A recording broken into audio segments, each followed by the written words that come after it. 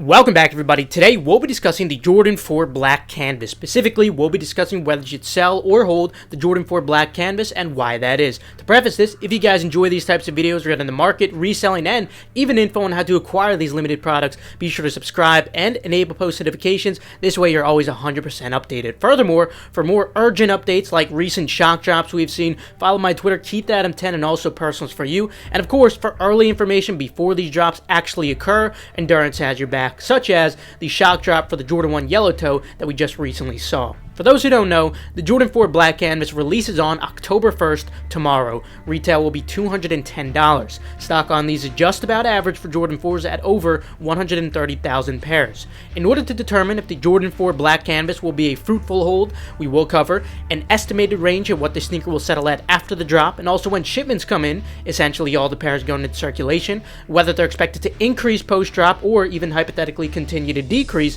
along with how much specifically over specific periods of time. And finally, what type of margin are we looking at for these in terms of holding? Not the retail to resale initial margin, but rather just the hold margin over X period of time. Essentially, are they going to be worth it or not, even if they do end up increasing? Kicking it off, let's discuss the estimated range that these should be settling at. To begin with, again, stock for these is just about average, hence this won't have any unusual effect. However, demand is certainly very high. This is reflected in the large amount of high bids, many even over 300, as well as the very notable sale volume despite the very high pre-sale. And it makes sense.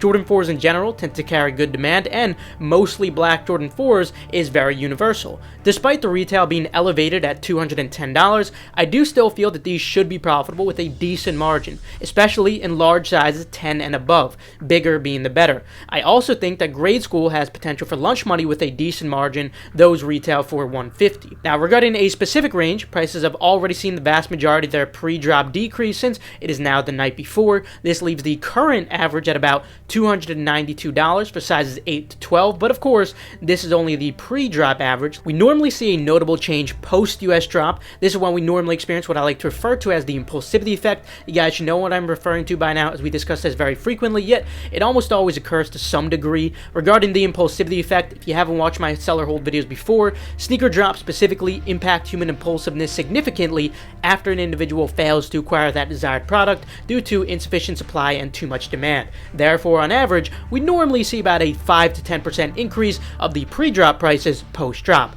Recently, we did see a 10% increase on the Jordan 1 Yellow Toe post-drop as we expected. However, that 5 to 10% isn't always the case, such as when a sneaker is slightly overvalued.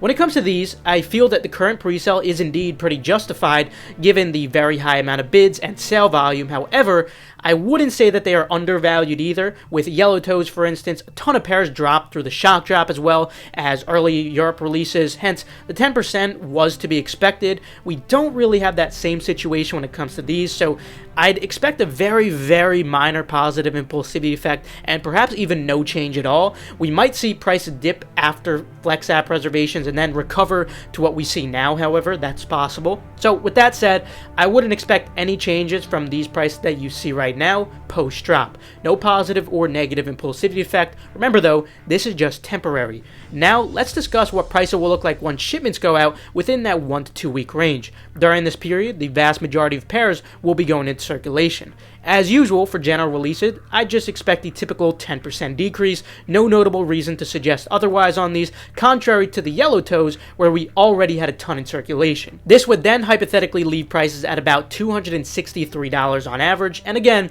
large sizes will remain the best, so those will still hover in the upper 200 range, with smaller sizes closer to the low to mid 200s.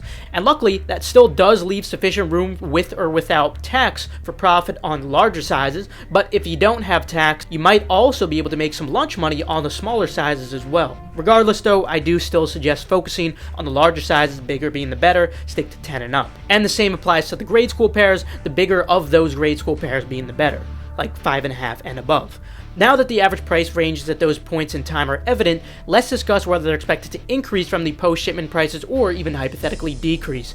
Given that these are all black Jordan 4s, it's hard to not compare these to the Black Cat Jordan 4s. Granted, these are not completely black, nor the same material, but nonetheless, it does illustrate that mostly black Jordan 4s do have a lot of potential to appreciate long term. And you can't really say that this is solely due to macroeconomic conditions, because these actually began appreciating before the Federal Reserve started printing insane amounts of money, although of course that certainly later did help these, of course. Nonetheless, while these are still not completely black nor the same material, I do certainly see sufficient potential for these to continue increasing after the post-shipment trough. Finally, regarding the hold margin on these, essentially, are these actually worth your time, even if they do end up increasing? Considering these are not completely black nor the same material like the Black Cats, I don't think it would be fair to say that these have the same potential, especially because these would be starting at a higher value of $292 post-drop, leaving less room for an ROI.